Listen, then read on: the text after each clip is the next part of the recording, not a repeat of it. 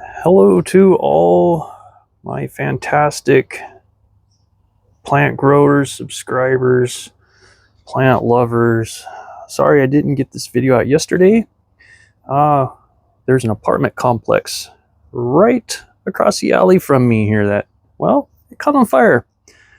They're working on it right now. Boarding it up. So it's Monday. Sorry guys, I'm a day late on my plant videos. I try to do these on Sundays and I'm getting this out to you on a Monday. It was an interesting day yesterday. But as you can see, the plants are, well, they couldn't be happier. So you may notice just a drastic change between last year and this year. You know, every year us growers, we get a break from the plants, get a break from growing during the winter time when things are dormant and things slow way down, unless of course you're like me that have plants that really don't go dormant. But it gives us time to reflect on the previous year's successes and failures. And I'm one of those growers that, I'm sorry, I will grow every kind of plant I can in one spot, just for ease of growing. That comes with problems. And I've discussed this before. My problem is anaerobic conditions. And I've been battling it, or not battling it, I've been trying to resolve it by using different size pots based on the kind of plant that's in the pot and what their water requirements are. So I changed this into a flood table now to where I control how often this thing fills, and that has just saved, I think is going to save this year's growing rates just drastically, because I can already see the difference in my plants this early in the year. And we are really early, just beginning time of May, and we're still getting down in the mid 30s at night. So, but here, let's just go ahead and start off. There's my California sunset, alive and well and happy. I did cut that flower stalk off yesterday, so the flower is drying right now for seeds for that. Yeah, it's a fantastic plant. I think it would work great for an open bog area, like a mix of Sarracenia or something. But yeah, cool plant. I like its growth pattern. It's an interesting character. I just have Sarracenia. I'm leaning real heavy into Sarracenia and Cephalotus availability. So I haven't quite decided exactly what plants I'm going to have available or offer, but I'm trying to find the specific species of plants that I'm most interested in growing and dividing and multiplying and providing to you guys at extreme reduced costs. Online prices are just insane. So anyone that has gotten plants from me knows I'm not here to take your money. I'm here to provide plants to you guys and not feel like you have to helicopter over this or baby the plant because it costs so much. I think a lot of people overemphasize the care of their plant based on how much they paid for it. And it just shouldn't be that way. If you helicopter a plant, most likely it's probably going to die from overwatering or just too much work, too much use.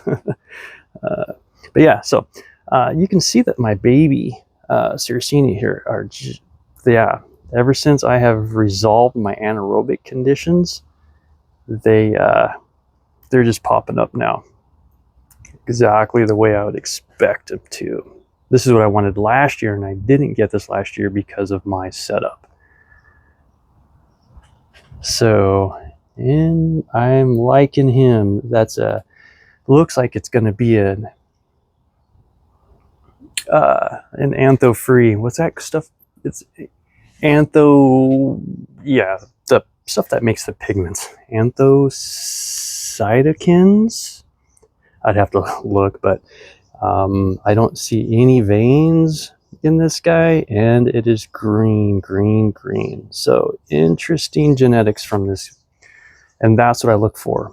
I will plant 100 seeds to get one plant, because you can tell kind of what I'm after based on the plants that I'm keeping. Yeah.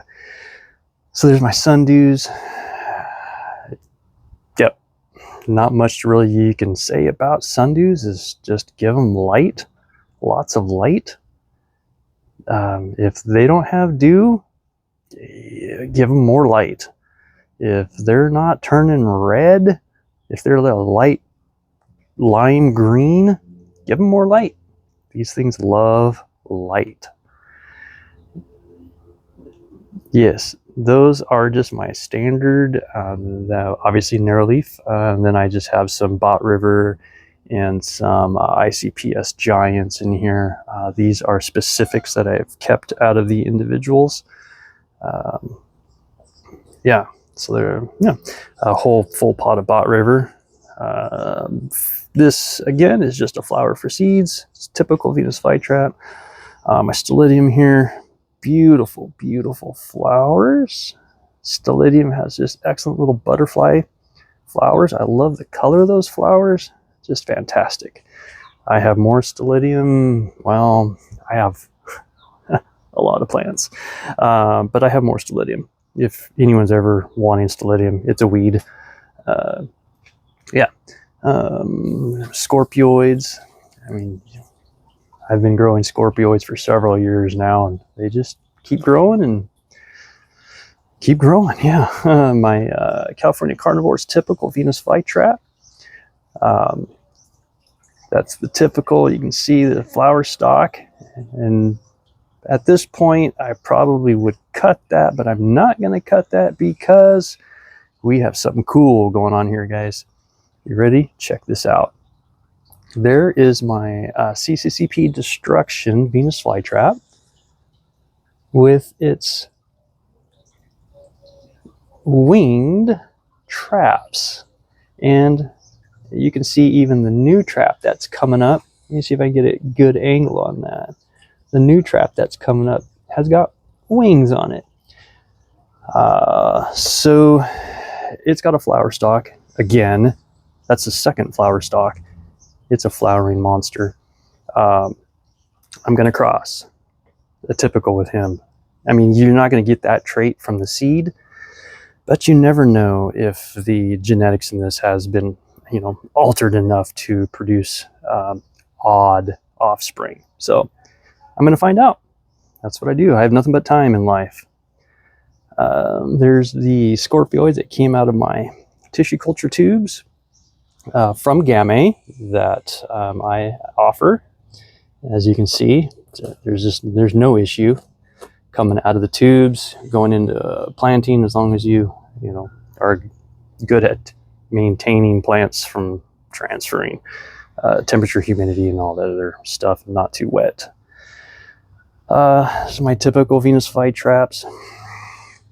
There is my California Carnivore Spider-Man right there. There's the Spider-Man Venus flytrap. 3 of them. What else? More Sarracenia. My Scarlet Bells here. Scarlet Bells growing right along. I mean, there's nothing here that's not growing. So, I mean, yeah. Colors are coming up. Even the early spring pictures, the colors are coming in nice. Again, sunlight.